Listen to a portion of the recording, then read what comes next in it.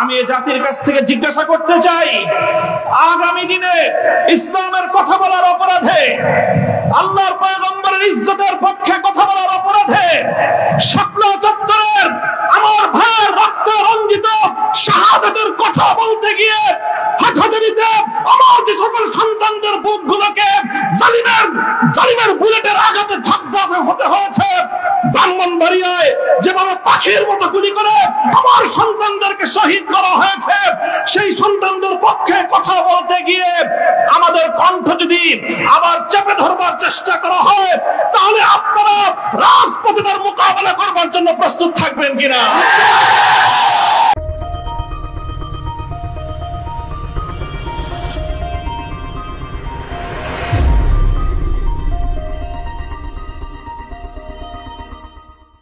আল্লাহ পাক রব্বুল আলামিনের নিকট আফিয়াত চেয়ে আল্লাহ আমাদের জন্য সহজ করুন এই দোয়া করে শপথের বাণী উচ্চারণ করতে চাই। আমাদের সকল কারাবন্দীদের পক্ষ থেকে আমি সে কথা উচ্চারণ করতে চাই।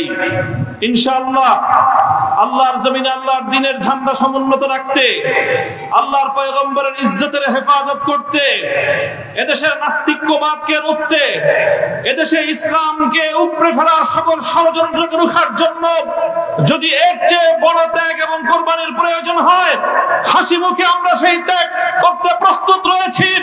জীবন দিতে হলে জীবন দিতে প্রস্তুত রয়েছি। সন্তানদেরকে যদি এতিম করতে হয় সেজন্য আমরা প্রস্তুত রয়েছি।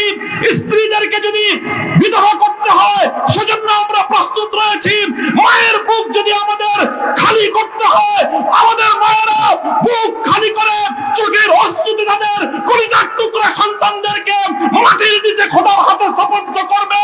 কিন্তু ইসলামের জন্য, ইসলামের বিপক্ষ কোন শত্রুর সাথে এক মুহূর্তের জন্য আপোষ করতে প্রস্তুত নয়।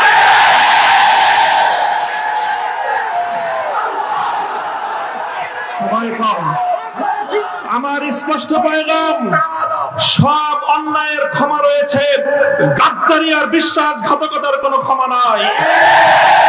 যারা গাদ্দার এবং বিশ্বাসঘাতক হিসেবে পরিচিত হবে, প্রমাণিত হবে, আগামী দিনে তাওহীদি জনতা তাদেরকে ঠাঁই দেবেন না ইনশাআল্লাহ। ওলামায়ে কেরাম, হেফাজত নেতৃবৃন্দ যেভাবে শপথে বলিয়ান হলেন, যারা আমাদেরকে এভাবে সমর্থন যোগাচ্ছেন, আপনারা তো সমর্থন যোগাচ্ছেন, কিন্তু আপনারা কি কথাটা টের পান যে আপনাদের এই অভূতপূর্ব সমর্থনের কারণে রাষ্ট্রযন্ত্রের পক্ষ থেকে আমাদের উপর চাপটা কিন্তু আরো বেশি বেড়ে যায়। এই যে আজকে আমাদের উপর এই অকথ্য নির্যাতন, এই যে লাঞ্ছনা, এই যে গঞ্জনা আমাদের উপর, কারণ এদেশের মানুষ আমাদেরকে ভালোবাসে, কারণ আমরা যেখানে যাই মানুষ আমাদের প্রতি আবেগ এবং উচ্ছ্বাস প্রকাশ করে। এখন আপনারা যদি আবেগ আর উচ্ছ্বাস প্রকাশ করে ঘরে গিয়ে বসে থাকেন চুপ করে, তাহলে আমাদের উপর কিন্তু চাপটা, জুলুমের স্টিম রোলারটা আমাদেরকে কিন্তু নিষ্পেষণ করে দিবে। তখন আপনাদের আবেগ প্রকাশ করার কিন্তু আর কোনো জায়গা অবশিষ্ট থাকবে না।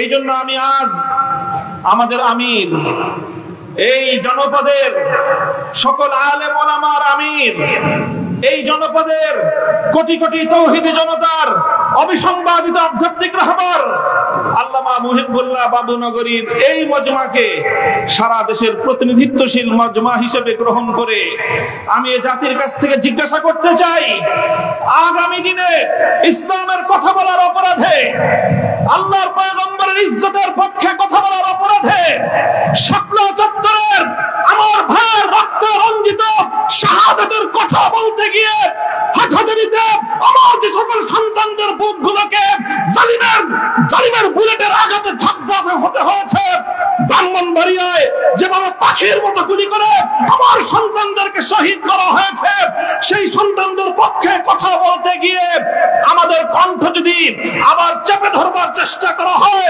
তাহলে আপনারা রাজপথে তার মোকাবেলা করবার জন্য প্রস্তুত থাকবেন কিনা?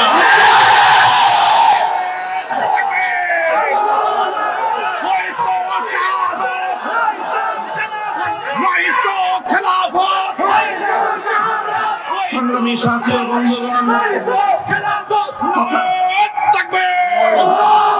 কথা দীর্ঘায়িত করার অবকাশ নেই। আমি আমার দীর্ঘ কারাবন্দিত্বের সময়ে আল্লাহ পাক রব্বুল আলামিনের রহমতের উপর আমার আস্থা, অবিচল বিশ্বাস ছিল যে আল্লাহ রব্বুল আলামিন নতিজা ভালো করবেন, উত্তম ফলাফল আমাদেরকে দিবেন, সে আস্থা এবং বিশ্বাস ছিল।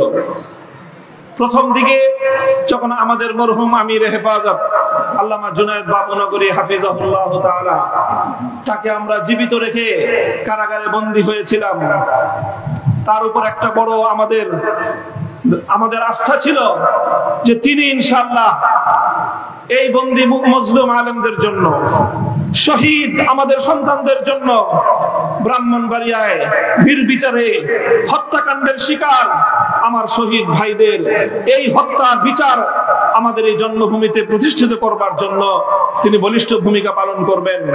আমাদের কারাবন্দীদের পক্ষে তিনি জাতিকে, জনমতকে সংগঠিত করবার জন্য বলিষ্ঠ ভূমিকা রাখবেন। কিন্তু আল্লাহ রাব্বুল আলামিনের ফয়সালা ছিল ভিন্ন কিছু।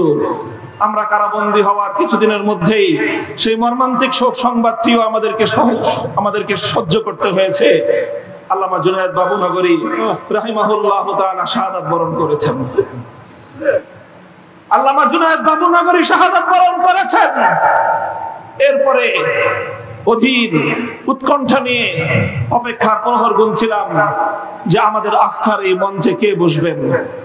যখন জানতে পারলাম ওলি ইবনে ওলি, এ জাতির শ্রেষ্ঠ সন্তান, আস্থার মূর্ত প্রতীক আল্লামা শাহ মুহিবুল্লাহ বাবুনগরী হাফিজাহুল্লাহ তাআলা ইমারতের এই ঝান্ডা তিনি নিজ হাতে তুলে নিয়েছেন, সিজদায় শুকর আদায় করেছি, আস্থায় বুক বেঁধেছি যে ইনশাআল্লাহ একদিকে তিনি আরশের মালিকের সঙ্গে রাতের বেলায় চোখের অশ্রু ছেড়ে তিনি এই সংকট উত্তরণের জন্য আল্লাহ পাক রব্বুল আলামিনের সাহায্যকে জমিনে টেনে আনবার জন্য চেষ্টা করবেন। অপরদিকে তিনি জীবন দিবেন, কিন্তু কোন জালিমের রক্তচক্ষুকে পরোয়া করবেন না, কোন জালিমের সামনে তিনি মাথা নোয়াবেন না। এই আস্থা ছিল এবং আলহামদুলিল্লাহ আমি আমার উপলব্ধি হলো এই যতটুকু আস্থা শুরুর সূচনাতে ছিল, আজ পর্যন্ত আমরা আমাদের আমির হেফাজতের থেকে তার আচার আচরণ, তার ভূমিকা আমাদের আস্থার চেয়ে বহুগুণ বেশি পেয়েছি। আমাদের আমির আল্লাহর পক্ষ থেকে আমাদের জন্য অনেক বড় নিয়ামত। ইনশাআল্লাহ আমির হেফাজতের হাতকে যদি আমরা এভাবে শক্তিশালী রাখতে পারি, এদেশে আমাদেরকে জুলুম করতে পারবে, আমাদেরকে গুলি করে হত্যা করতে পারবে, কারাগারগুলোকে আমাদেরকে দিয়ে ভরপুর করতে পারবে। বাংলাদেশে কারাগারে সর্বমোট আসন হলো 70,000। কয় হাজার? আমরা শাপলা চত্বরে গিয়েছিলাম, কমপক্ষে হলো 20 থেকে 25 লক্ষ। 70,000 হেফাজতের কর্মীরা কারাবন্দী হবে, কিন্তু জালেমের সামনে মাথা নোয়াবে না। এই দেশের 1 ইঞ্চি মাটি নাস্তিক্যবাদ এবং ইসলাম বিদ্বেষের জন্য কারো হাতে ইজারা দেবে না ইনশাআল্লাহ।